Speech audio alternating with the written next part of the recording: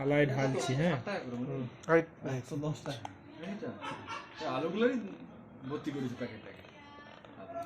ও ডিম তো ডিম মাংস দিয়ে আছে নাকি?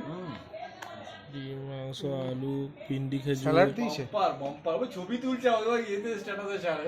সত্যি আমি কে দেখি মাঝে মাঝে। ভালো ভালো করছে কিন্তু। কোন কোন দোকান এটা? হায়দ্রাবাদি। হায়দ্রাবাদ। ও, স্যালাড পেয়েছো? এটা কি ঠান্ডা? স্যালাড দাও, স্যালাড দাও, স্যালাড দাও, স্যালাড দাও। এটা কি রায়তা? স্যালাডটা দাও। এই তো আলু, ডিম, এক পিস মাংস। দইটা খুল।